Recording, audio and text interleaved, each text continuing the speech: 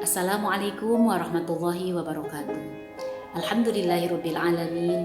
Wassalatu wassalamu ala Rasulillah. Asyhadu an la ilaha illallah wahdahu la syarikalah wa asyhadu anna Muhammadan abduhu wa rasuluh. Alhamdulillah ibu-ibu rahimakumullah. Pada hari ini kita kembali bisa menyimak kajian rutin kita setiap hari Senin ba'da zuhur.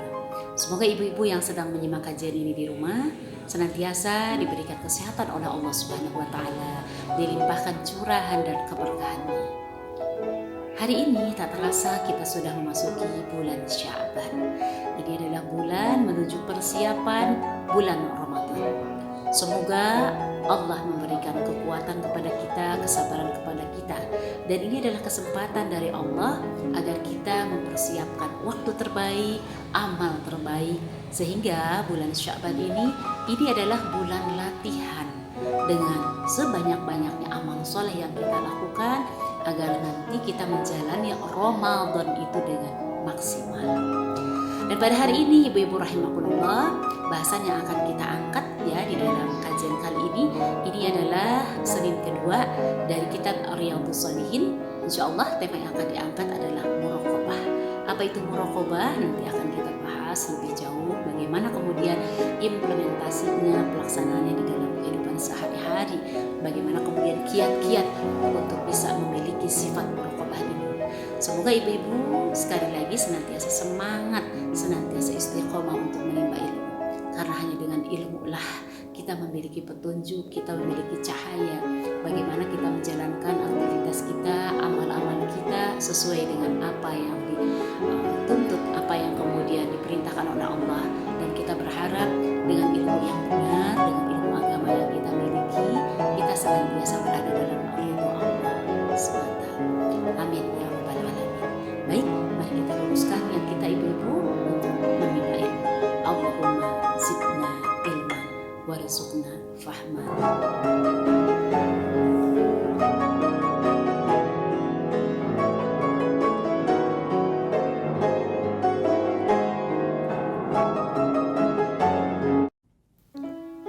Muraqabah adalah sifat seorang hamba yang dia merasa diawasi oleh Allah dimanapun, kapanpun, baik dalam keadaan sendiri maupun dalam keramaian.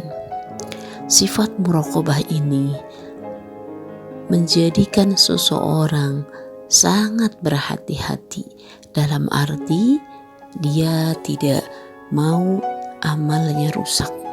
Dia tidak mau melakukan hal-hal yang mendatangkan murka Allah, yang mendatangkan dosa.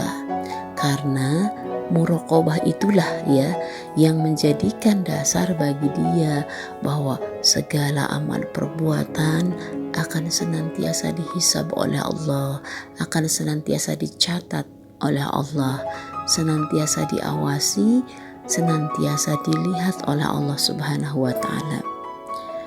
Muraqabah ini adalah sifat yang mulia. Tidak semua orang memiliki sifat muraqabah. Masya Allah, luar biasa ya. Kalau seseorang itu sudah melekatkan diri dengan sifat muraqabah, maka dia benar-benar menjadi hamba yang berupaya untuk menjaga amalnya agar tidak terpeleset pada dosa dan kemurkaan Allah.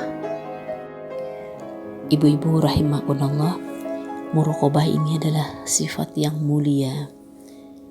Karenanya ia hanya lahir dari keimanan yang kokoh dan kuat dan dari hubungannya dengan Allah yang sangat dekat. Banyak di antara kita yang merasa dekat dengan Allah itu manakala kita melakukan ibadah-ibadah mahdoh. Ketika kita sholat, ketika kita berdoa, ketika kita berzikir. Tapi banyak kemudian di antara kita juga yang Allah itu seakan-akan hilang. Allah itu seakan-akan pergi manakala kita beraktivitas di luar ibadah mahdoh. Itu artinya bahwa dia belum memiliki sifat muraqabah seutuhnya.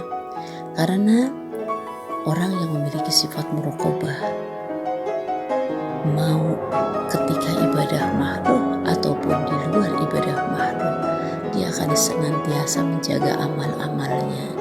Dia merasa Allah maha melihat, maha mengawasi, sadar betul bahwa setiap amalnya, setiap perbuatannya, ucapannya, perilakunya, ada malaikat yang mencatatnya. Dalam setiap langkahnya, dia akan melibatkan Allah. Nah, kalau kita kemudian kadang-kadang merasa diawasi, kadang-kadang tidak merasa diawasi, kadang-kadang ingat Allah, kadang-kadang lupa dengan Allah, berarti kita belum memiliki sifat muraqabah. Perlu dicek oleh kita kepada diri kita, berarti keimanan kita masih belum kokoh. Allah belum bisa hadir di dalam diri kita, dalam langkah kita.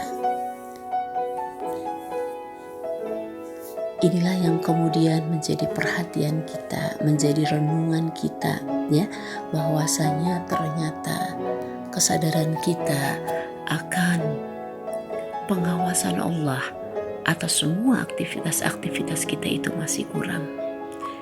Karena orang-orang yang memiliki sifat muraqabah, betul-betul dia akan senantiasa berusaha menjaga dari ujung rambut hingga ujung kaki, lisannya, perilakunya, akhlaknya, semuanya. Insya Allah luar biasa ya. Kenapa ini kadang-kadang sulit kita miliki? Kenapa kadang-kadang kita tidak menjadikan Allah sebagai rujukan kita dalam aktivitas amal-amal kita? Karena tadi hawa nafsu kita lebih dominan daripada keimanan. Ya, ini kemudian yang menjadikan seseorang kadang pelin-pelan. Ya, sinyal kedekatannya dengan Allah, sinyal ketakwaannya kepada Allah kadang-kadang kuat, kadang-kadang lemah. Padahal yang namanya ketakwaan, yang namanya suasana iman harus senantiasa dipelihara. Dengan pengasahan inilah, dengan upaya-upaya inilah, seharusnya kemudian kita berupaya sedemikian rupa agar ketakwaan senantiasa melingkupi kita, hari-hari kita, waktu-waktu kita. Dan inilah yang kemudian kita ingin bahas di sini pada hari ini, ya, agar kita setidaknya diingatkan, ditausiahi oleh nas-nas Al-Quran dan hadis bahwasanya kita memiliki Allah, kita memiliki yang maha mengawasi, dan kelak di yaumil akhir kita akan bertemu dengan semua catatan-catatan kita. Kita akan bersua dengan hasil dari pengawasan Allah terhadap kita, dan semua orang akan menuai, akan memanen dari apa yang diperbuatnya di dunia. Ibu-ibu rahimakumullah, berikut adalah dalil-dalil dari Al-Quran yang memberikan penekanan betapa pentingnya kita memiliki sifat muraqabah. Yang pertama adalah Quran surat Al-Hadid ayat 4. Allah berfirman, wa qala ta'ala, wa huwa ma'akum aynama kuntum. Allah senantiasa bersama kamu sekalian dimanapun kamu berada. Ini ada catat ya, aynama kuntum, dimanapun kamu berada.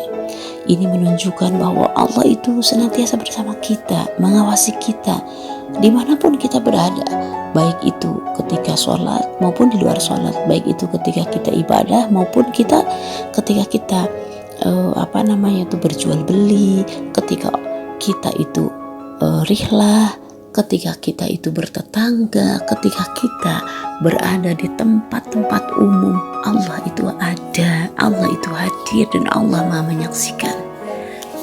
Sehingga jangan sampai kemudian kalau ibadahnya rajin, tapi kemudian hal itu tidak berpengaruh di dalam amal-amal kehidupan sehari-hari karena tadi tidak melibatkan Allah di dalam aktivitasnya sehari-hari. Kemudian yang berikutnya, Quran surat Ali Imran ayat 5. Wa qala ta'ala, innallaha la yakhfa 'alaihi syai'un.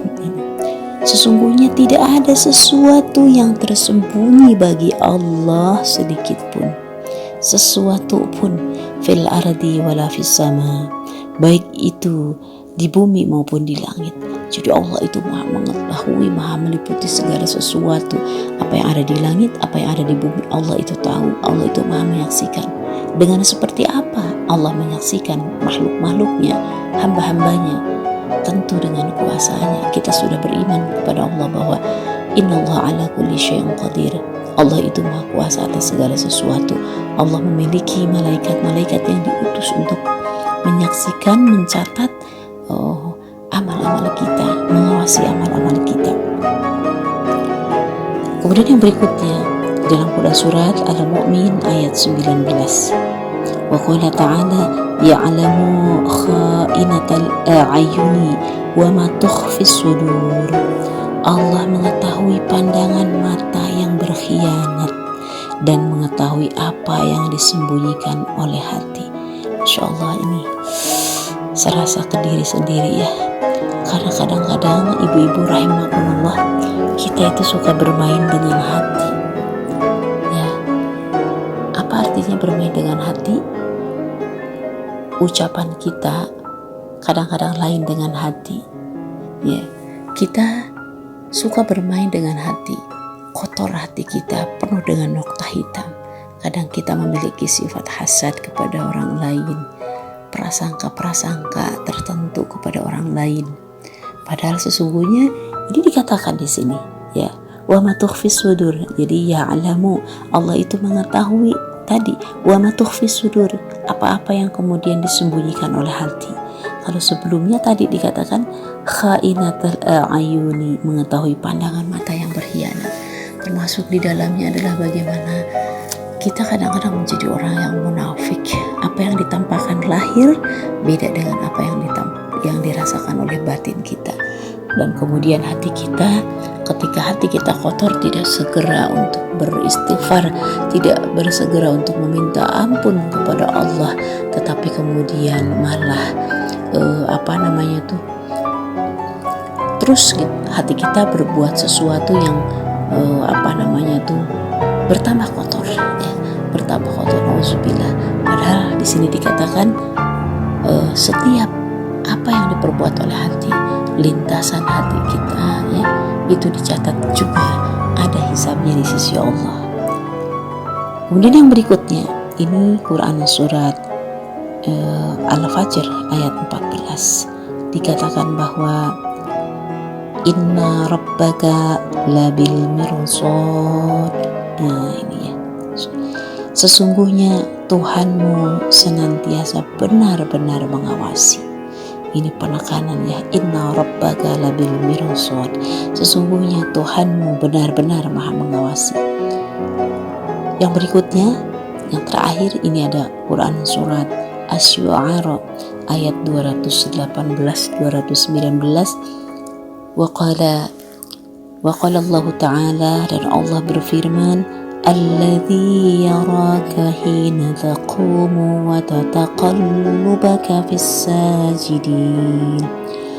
Allah adalah zat yang melihat kamu ketika kamu berdiri untuk salat dan melihat pula gerakanmu di antara orang-orang yang sujud.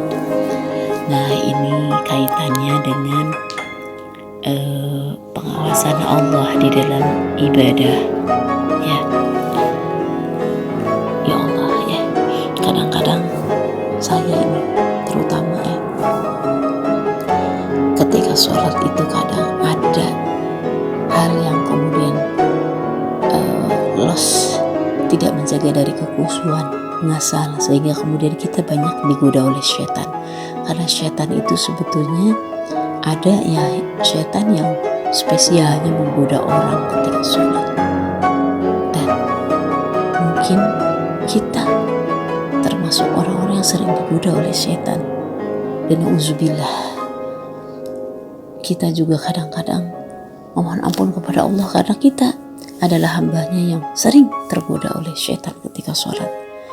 Allah mengetahui kualitas ibadah sholat kita, bagaimana dari mulai persiapan ya. Ini kalau berkaitan dengan sholat, itu akan terlihat kualitas ibadah sholat seseorang itu dilihat dari persiapan, dari prepare-nya, bagaimana dia berwudu, apakah berwudunya itu ngasal atau tertib, menikmati setiap gerakan-gerakan wudu, hati-hati dan merasa bahwa ibadah wudu ini adalah salah satu ibadah mensucikan dosa-dosa kita. Nah, kalau kemudian wudunya ngasal, bagaimana mungkin dia mendapatkan atau menjadikan sholatnya khusyuk? Oleh karena itu, ini peringatannya kepada kita semua, tazkirah kepada kita semua.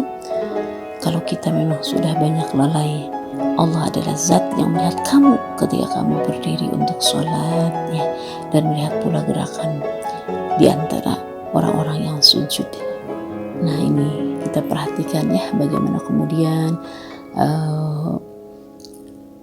setelah kita berwudu, kita kemudian menuju tempat sholat, bagaimana dia menikmati permulaan dari sholat, menghadirkan Allah. Kenapa kemudian di dalam ibadah sholat itu setelah pertama takbir kita ada yang namanya doa iftitah, walaupun itu termasuk sunnah. Kita mengagungkan Allah ya, menegaskan kembali kepada Allah bahwa kita memujinya ya, kita menjadikan Allah sebagai tempat kita bersandar. Demikian kita menikmati setiap dari rukun dan sunnahnya di dalam sholat ya, dengan penuh kekhusyuan. Nah, inilah yang kemudian dikatakan bahwa dia benar-benar menikmati sholatnya, dan Allah dan dia merasa bahwa Allah Maha menyaksikan sholatnya. Apalagi sholat, karena sholat itu adalah ibadah yang menjadikan ibadah yang menjadi media terdekat dia dengan Allah, komunikasi terdekat dia dengan Allah. Oleh karena itu, ibu-ibu rahimakumullah, mari kita perhatikan, kita muhasabah dengan sholat kita masing-masingnya. Astagfirullahaladzim ya Allah, maafkan dosa-dosa kami ya Allah, maafkan ya Allah atas ketidakkhusyuan kami ketika kami sholat. Maafkan ya Allah ketika kami sering lalai dalam ibadah-ibadah sholat. Semoga Allah memimpin kita ya, agar sholat kita semakin khusyuk. Ibu-ibu rahimakumullah, berikutnya akan dibacakan hadis-hadis mulia terkait dengan muraqabah. Mudah-mudahan hadis-hadis ini semakin mengingatkan kita ya, mentausiahi kita semua agar kita memiliki sifat muraqabah. Yang pertama adalah hadis riwayat Muslim. Ini hadis terkenal sekali, sering dibaca, yaitu yang diriwayatkan dari Umar bin Khattab ya. Jadi ceritanya begini. Suatu hari itu ada seorang laki-laki yang datang ke majelisnya Rasulullah, kemudian duduknya sangat dekat sekali dengan Rasulullah. Bahkan diceritakan di sana lututnya itu hampir-hampir menyentuh lutut Rasulullah. Nah, laki-laki itu bertanya kepada Rasulullah terkait dengan ingin minta dijelaskan tentang Islam. Jadi, ya Rasulullah, apa itu Islam begitu ya? Kemudian Rasulullah itu menjawab, yang namanya Islam itu, kata Rasulullah, bahwasanya al-Islamu an tashhada alla ilaha illallah wa anna Muhammadar Rasulullah wa tuqimas salat wa tu'ti zakat wa tasuma ramadhana wa tahujjal baita in istata'ta ilaihi sabila. Kata Rasulullah bahwa yang namanya Islam itu adalah engkau, katanya, menyaksikan bahwa tidak ada Tuhan kecuali Allah dan bahwa Muhammad adalah utusan Allah, mendirikan sholat, menunaikan zakat, berpuasa pada bulan Ramadan, dan haji ke Baitullah bila kamu mampu untuk menempuh perjalanannya. Nah, ketika diceritakan begitu definisi Islam, laki-laki itu berkata shadaqta, artinya engkau benar. Nah, dia bertanya lagi terkait dengan Apa itu definisi iman? Dijawab lagi Rasulullah bahwasanya iman itu antu'mina billah wa malaikatihi wa kutubihi wa rusulihi wal yaumil akhir wa tu'mina bil qadari khairihi wa syarrihi. Jadi Rasulullah kemudian menjawab bahwa yang namanya iman itu engkau beriman kepada Allah, kepada malaikatnya, kepada kitabnya, kepada rasulnya, kepada hari akhir, dan engkau beriman kepada qada dan qadar, ya artinya qada, kepada qada yang baik dan yang buruknya, seperti itu.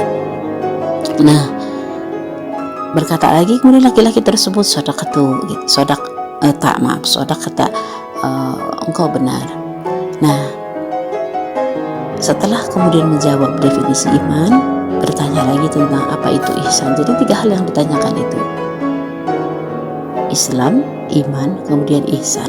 Nah, ketika ditanya apa itu ihsan, Rasulullah kemudian menjawab, ini catat ya baik-baik, ini bab muraqabahnya di sini.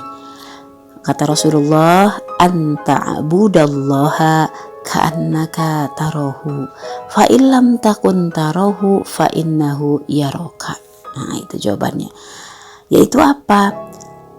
Ihsan itu kamu menyembah kepada Allah seakan-akan kamu melihatnya. Anta'budallaha ka'annaka tarahu.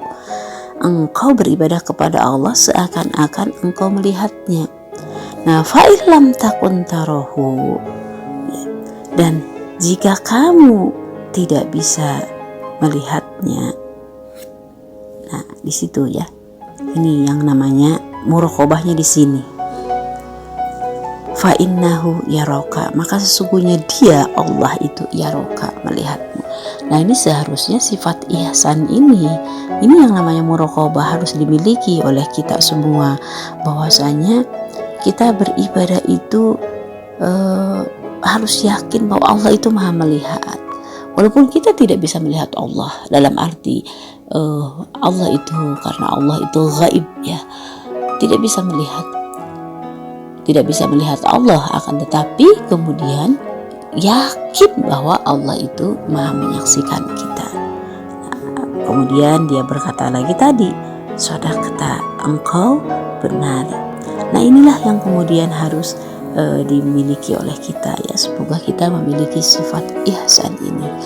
Definisi Islam kita tahu, karena itu adalah rukun Islam, rukun iman, dan rukun iman tadi.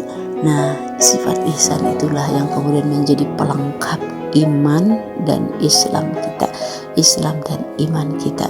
Semoga kita yang mendengarkan semua ini, menyimak kajian ini, dimudahkan oleh Allah Subhanahu wa Ta'ala untuk membersihkan hati kita. Semoga kita memiliki sifat ihsan ini. Berikutnya adalah hadis dari Ibnu Abbas radhiyallahu an. Ini jujur ya, hadis ini hadis yang sangat disukai sekali. Artinya sangat diingat karena ini sering dijadikan juga kata-kata mutiara oleh banyak orang ya. Coba kita perhatikan baik-baik. Dari Ibnu Abbas radhiyallahu an berkata, pada suatu hari saya mengikuti Nabi sallallahu alaihi wasallam ya bepergian. Kemudian dia berkata, wahai pemuda, sesungguhnya saya akan mengajarkan beberapa hal kepadamu, yaitu ini ya nasihat Rasulullah. Ihfadillaha yahfadka. Peliharalah perintah Allah, niscaya Allah akan memelihara kamu. Nah, ini sering dijadikan kata-kata mutiara, quotes. Peliharalah Allah, niscaya Allah akan memelihara kamu. Dan memang betul ibu-ibu rahimakumullah. Kalau kita menjaga Allah, artinya melaksanakan perintah Allah, menomorsatukan Allah, niscaya Allah juga akan menjaga kita. Kemudian berikutnya kata Rasulullah, jagalah larangan Allah, niscaya kamu akan mendapatkan Allah selalu berada di hadapanmu. Nah, ini kita itu ketika dihadapkan dengan sesuatu hal yang Allah larang, ya Allah benci, maka kita akan selalu mengingat Allah, akan selalu ingat dengan larangan ini. Dan di sini niscaya kamu akan mendapati Allah selalu berada di hadapanmu. Yang berikutnya kata Rasulullah, apabila kamu minta maka memintalah kepada Allah. Ini ya ibu-ibu, buat ibu-ibu yang punya banyak masalah, kita juga semua mungkin memiliki masalah ya.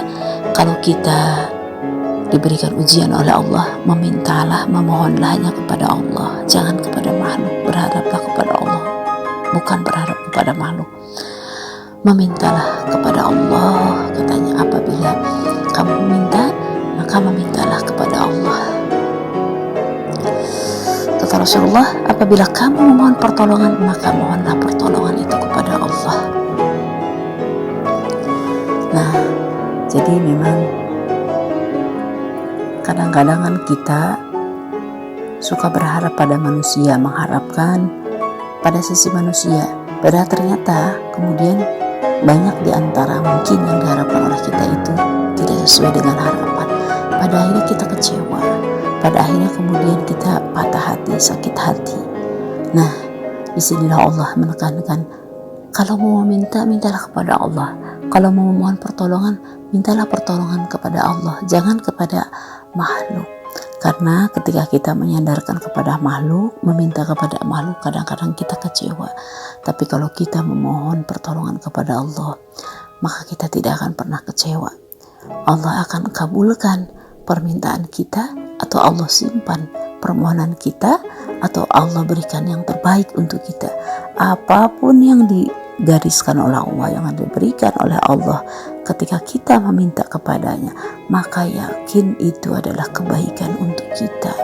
Kenapa? Karena kita sudah berupaya untuk mendekat kepada Allah, sehingga Allah pun tidak akan memberikan yang buruk kepada kita. Yakin itu, Bu. Kemudian yang berikutnya kata Rasulullah, nah ini, ketahuilah olehmu bahwa seandainya umat manusia berkumpul dan sepakat untuk memberikan sesuatu pertolongan kepadamu, niscaya mereka tidak akan dapat memberikan pertolongan kepadamu kecuali sesuatu yang ditetapkan oleh Allah atasmu. Dan seandainya mereka berkumpul dan sepakat untuk mencelakakan kamu, niscaya mereka tidak akan bisa mencelakakan kamu sedikit pun kecuali sesuatu yang telah ditetapkan oleh Allah atas kamu. Pena telah terangkat dan tulisan yang pada buku catatan telah kering. Artinya begini ibu-ibu rahimakumullah, kadang-kadang kita itu takut dengan kekuatan manusia, dengan orang lain yang mungkin kita khawatirkan mereka membuat fitnah atas diri kita, membuat keburukan atas diri kita, bersekongkol untuk mencelakakan kita. Kita kan sering sekali ya ibu-ibu rahimakumullah merasa ketakutan, merasa cemas. Nah, perkataan Rasulullah ini menghibur kepada kita orang-orang beriman ya, bahwa jangan khawatir. Seandainya ada sekelompok manusia yang akan mencelakakan kamu, mereka tidak akan bisa mencelakakan kamu kecuali memang yang Allah tetapkan untuk kita. Nah, dan apakah kemudian Allah itu ridho, Allah itu rela ketika orang beriman itu dicelakakan oleh orang lain? Nah, berarti di sini yang harus kita pelihara adalah kedekatan kita dengan Allah ya, penyandaran kita atas Allah. Tenang, ini kan ibu-ibu kita itu suka banyak yang risau.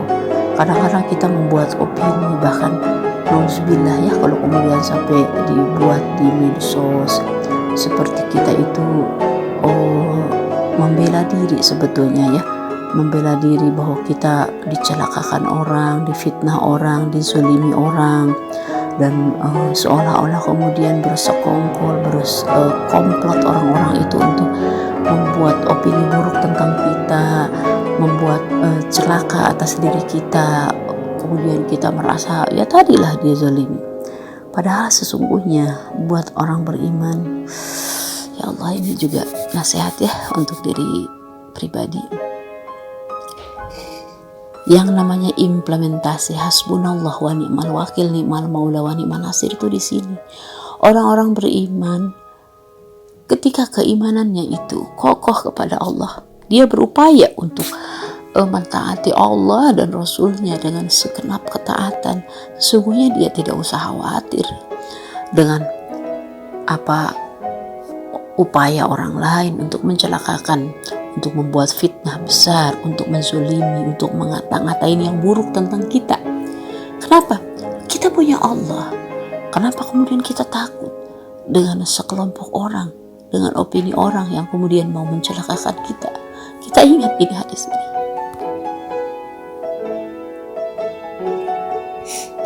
Kita ingat hadis ini. Segimanapun kekuatan manusia untuk mencelakakan seseorang, untuk membuat opini buruk tentang seseorang, untuk membuat aniaya, zolim terhadap seseorang, Allah di sana Allah akan menyatakan apa yang kemudian Dia kehendaki. Jadi tenang, sekalipun semua orang bersepakat berserikat untuk mencelakakan seseorang, itu tidak akan terjadi manakala Allah tidak berkehendak. Ini ya, makanya ibu-ibu rahimakumullah, kita juga tidak usah banyak menampakkan kecemasan, dalam arti malah kemudian kita menjadi seolah-olah memposisikan membela diri dengan segenap upaya kita ya, yang kemudian seperti perang opini lah begitu ya. Kita nggak usah, cukup kita dekat dengan Allah, cukup kita menyerahkan diri kepada Allah, meminta pertolongannya, memohon pertolongannya. Nanti Allah yang akan berbuat apa yang kemudian akan Allah tampakkan kepada diri kita, akan apa yang Allah akan tampakkan, akan putuskan kepada orang-orang yang berbuat aniaya. Itu cukup Allah, cukup Allah. Kalau kita sebetulnya menjadikan Allah itu sebagai sandaran, dengan tentu kita berupaya untuk dekat kepada Allah, untuk melaksanakan perintah-perintahnya, menjauhi larangannya. Gak usah, tidak butuh kita itu sebetulnya. Allah itu tidak butuh dengan segala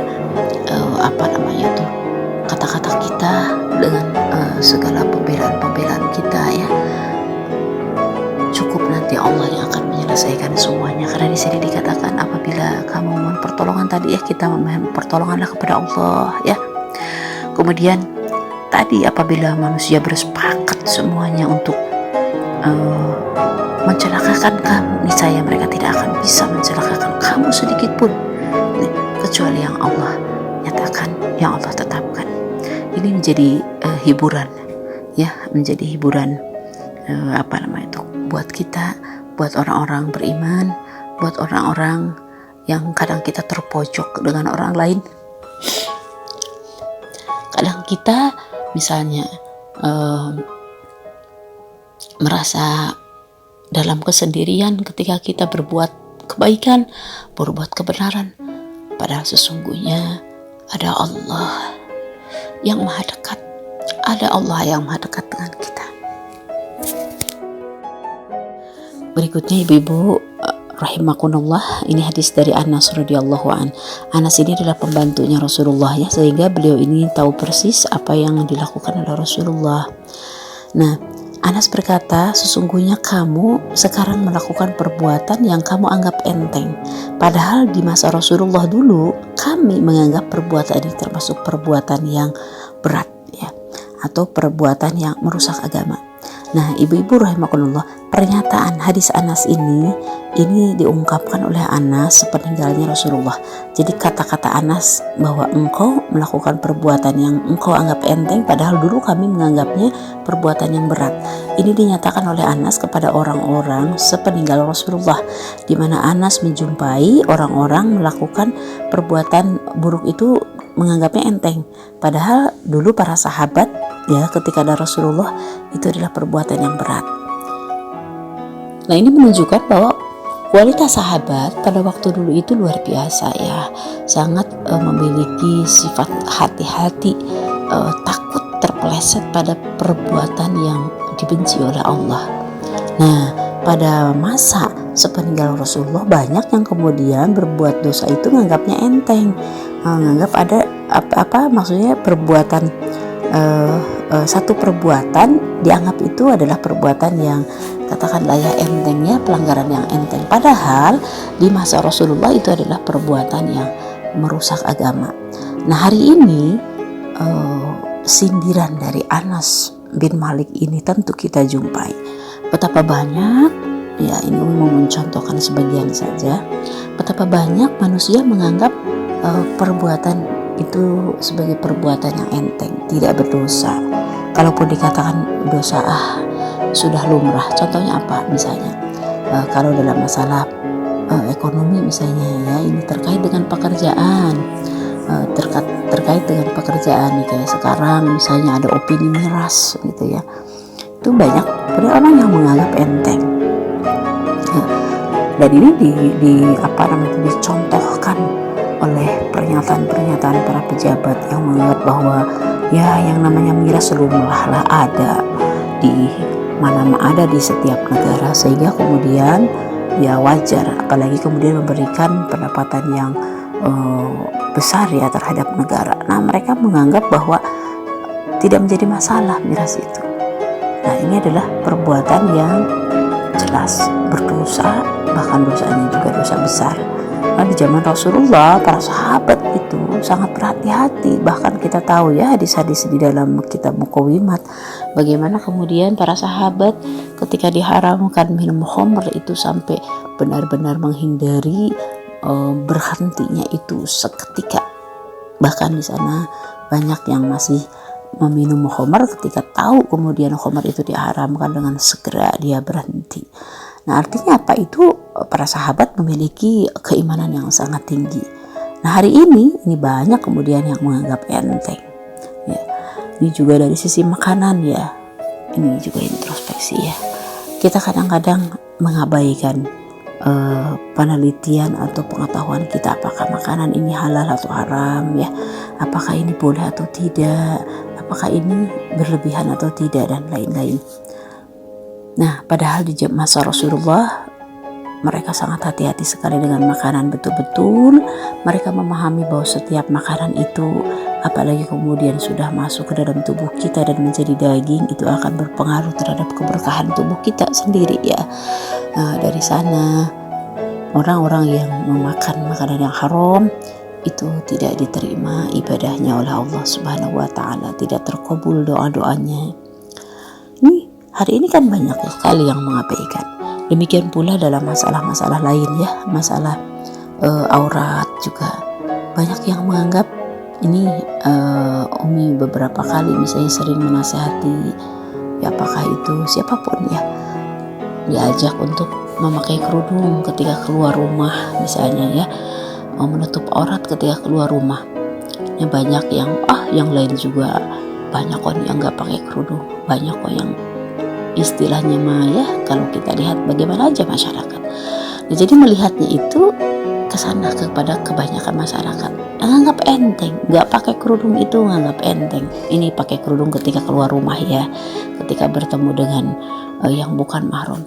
Padahal sesungguhnya aurat yang terbuka, aurat-aurat yang dibiarkan dinikmati oleh pandangan laki-laki yang bukan mahram, maka sesungguhnya itu akan menjadi dakwaan kita dan menjadi sasaran empuk dari jilatan api neraka. Ya, itu nganggap enteng. Kenapa? Karena lumrah. Orang pacaran, biarin aja, biasa kok pacaran mah. Itu nganggap enteng gitu ya. Nah, padahal pacaran itu tidak boleh di dalam Islam itu, kecuali nanti pacarannya ya sudah mau menikah, itu pun namanya bukan pacaran ya, ta'aruf, perkenalan, menjalin ikatan yang lebih dekat dalam arti menuju pernikahan, memastikan mengenal calon istri, calon suami, dan kemudian satu sama lain lebih saling mengenal. Nah, itu yang diperbolehkan di dalam agama itu. Jadi kalau niatnya hanya untuk happy-happy, gak usah ya. Nah, ini hari ini banyak yang menganggapnya enteng, padahal di masa Rasulullah itu adalah amal yang kemudian merusak agama. Sehingga sekali lagi tadi ya, kita kadang-kadang tadi menganggap enteng pelanggaran-pelanggaran kita terhadap syariat, padahal di sisi Allah itu besar. Itu di sisi Allah itu benar-benar diperhitungkan. Kenapa? kembali lagi kepada bahasan kita sifat muraqabah, karena Allah itu maha teliti, maha memperhitungkan sekecil apapun pelanggaran itu. Dan ini dimiliki oleh para sahabat yang hari ini sudah banyak luntur dari sisi kaum muslimin.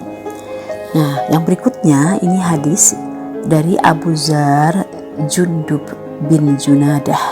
Nah ini, dan juga dari Abu Abdurrahman Muaz bin Jabal radhiyallahu an. Dari Rasulullah, beliau bersabda. Nah ini Rasulullah ya, ini juga nasihat Rasulullah. Ittaqillaha haizuma kunta wa atba'i sayyi'atal hasanata tamhuha, dikatakan begitu oleh Rasulullah.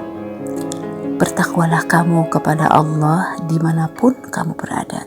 Ikutilah perbuatan buruk itu dengan perbuatan baik. Niscaya perbuatan baik itu akan bisa menghapusnya. Nah itu ya, sekali lagi ini nasihat yang luar biasa ya, bahwasanya kita itu harus mengikuti perbuatan buruk itu dengan perbuatan baik. Jadi kalau kita itu sudah merasa melanggar aturan Allah, terpeleset pada dosa, maka segerakan diikuti dengan taubat dan diikuti dengan perbuatan baik, karena perbuatan baik nanti akan menghapus perbuatan dosa. Ini sering ya diungkapkan juga di majelis ya.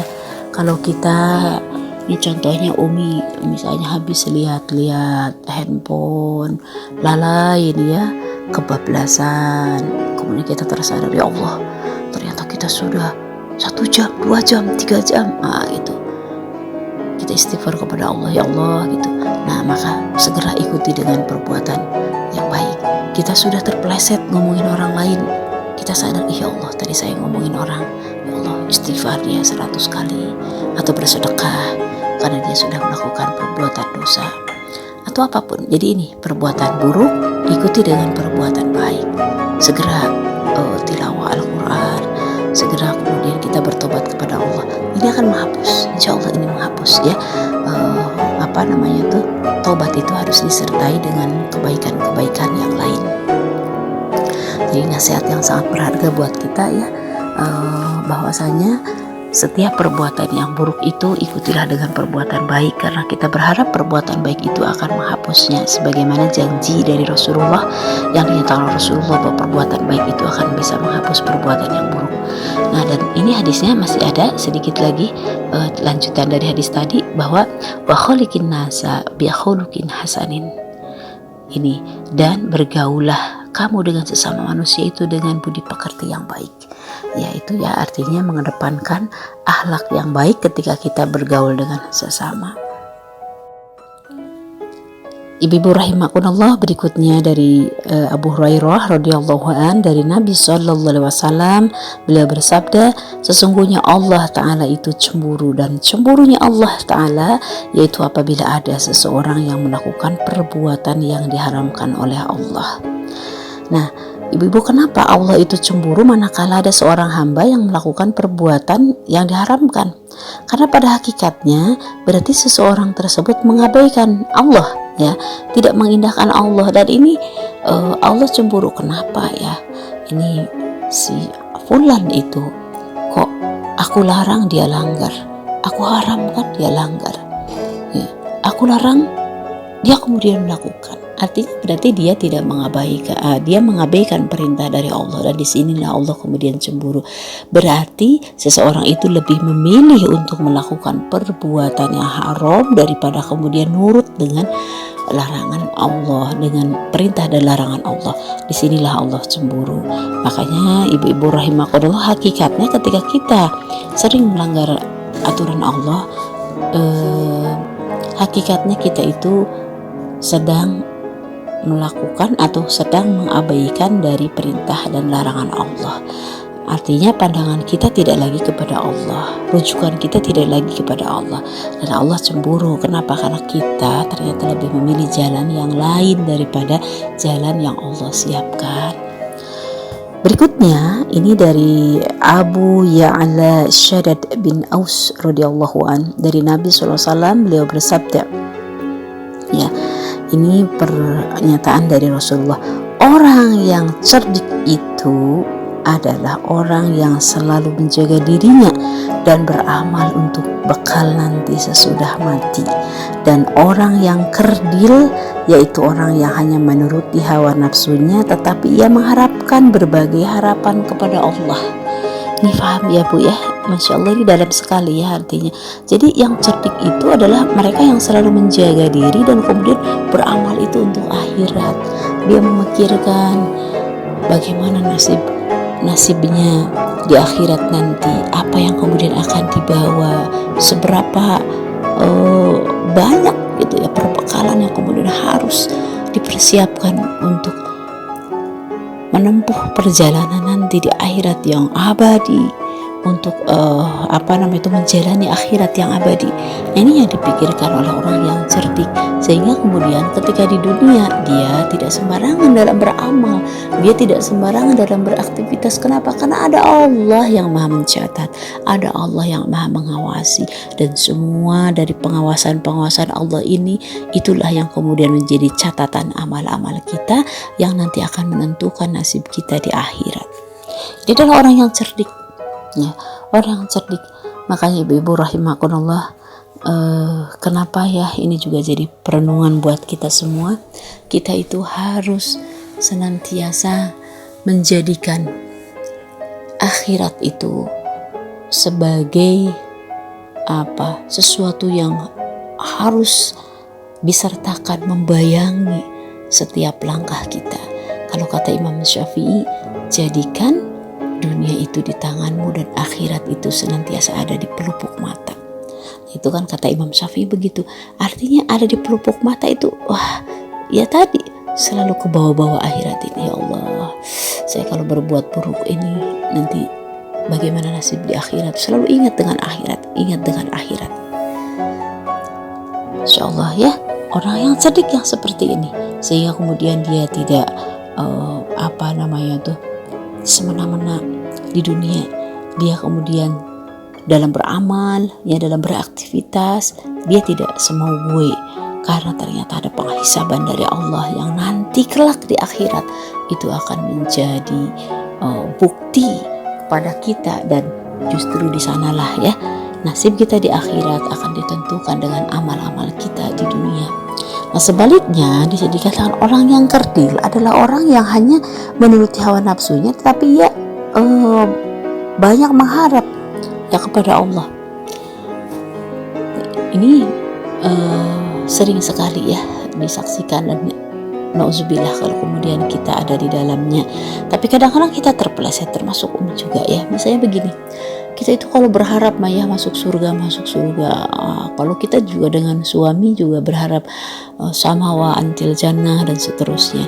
Nah tapi prakteknya dalam beramal kita tidak mengupayakan supaya kita bahagia di akhirat ya. Jadi kalau mengharapkan kepada Allah itu setinggi-tingginya, tapi kemudian di satu sisi kita pun benar-benar ringan, benar-benar dengan enteng melanggar aturan-aturan Allah. Nah itu adalah orang yang kerdil ya. Apakah kemudian kita tidak boleh berharap kepada Allah, meminta kebaikan dari Allah, sementara kita belum bisa beramal yang baik? Boleh, justru kita harus meminta yang baik-baik kepada Allah. Kita meminta keselamatan kepada Allah, meminta kebaikan dari Allah, itu harus. Nah tapi ikutilah hal ini dengan kebaikan kita pula, dengan upaya-upaya amal. Jadi jangan sampai kalau harapannya kepada Allah tapi di dalam amal dengan sengaja dia melanggar aturan-aturan Allah, dengan sengaja dia menjauh kepada Allah. Nah ini kan istilahnya bertolak belakang. Di satu sisi dia banyak sekali permintaannya kepada Allah, tapi di sisi lain dia dengan sengaja melanggar aturan-aturan Allah. Nah kalau kemudian kita berharap banyak kepada Allah, meminta keselamatan kepada Allah, tapi kemudian kita pun kadang-kadang tadi ya sering terpeleset, ada kalanya terpeleset, sesekali kemudian kita itu tergoda oleh setan, yaitu adalah manusiawi. Nah tapi ketika kita tergoda setan, ketika kita sadar, dengan secepatnya kembali kepada rel Allah dan kita berupaya kepada Allah supaya Allah menjaga jangan sampai terpeleset kepada jurang yang serupa, kepada keburukan yang serupa. Nah ini karena sifat kita manusiawi, kadang-kadang kita tidak bisa menjaga amal kita lurus terus ya, lurus terus seperti itu. Kita mohon kepada Allah supaya kita istiqomah. Nah beda hal yang dimaksud kerdil di sini adalah mereka yang banyak permintaannya kepada Allah, harapannya kepada Allah, tapi dengan sengaja mereka melanggar aturan-aturan Allah dan menganggap enteng perbuatan-perbuatan buruk. Makanya ibu-ibu rahimakumullah, kita berdoa kepada Allah ya, Rabbana la tuzigh qulubana ba'da idh hadaitana wa hab lana min ladunka rahmah innaka antal wahhab. Ya, kita berdoa kepada Allah, la tuzigh qulubana, jangan dipalingkan ya Allah hati kita manakala hati kita itu sudah tertuju kepada hidayah. Ya, jangan sampai kita terpeleset lagi, jangan sampai kita terpeleset lagi. Tetapkan kita di dalam jalan yang istiqomah. Nah, terakhir, hadis terakhir dari Abu Hurairah radhiyallahu an, berkata Rasulullah SAW, termasuk kesempurnaan Islam seseorang yaitu meninggalkan sesuatu yang tidak bermanfaat bagi dirinya. Nah ini ya, jadi di sini bukan dikatakan meninggalkan perbuatan dosa ya. Kalau meninggalkan perbuatan dosa itu adalah jelas sebuah tuntutan ya, tapi ini adalah meninggalkan hal yang tidak bermanfaat. Ini termasuk kesempurnaan Islam. Jadi sempurnanya kemusliman kita ya, keislaman kita salah satunya ditandai dengan bahwa kita meninggalkan sesuatu yang tidak bermanfaat bagi diri kita. Ini perbuatan-perbuatan yang sia-sia, yang ghaflah. Mudah-mudahan ibu-ibu rahimakumullah kita senantiasa mengisi hari-hari kita dengan perbuatan yang akan berbuah amal. Kita mengisi hari-hari kita yang akan membuahkan keridhaan dari Allah. Kita mengisi hari-hari kita dengan sesuatu yang baik-baik ya, dan menghindari dari yang buruk-buruk, dengan perbuatan-perbuatan yang akan mendatangkan kemaslahatan, manfaat ya, dan menjauhkan dari hal-hal atau perbuatan yang hanya akan menimbulkan keburukan-keburukan yang lain, menimbulkan keterlenaan kita ya, di dalam apa? Terlena dari lalai. Jadi sekali lagi lalai dari melaksanakan perintah Allah.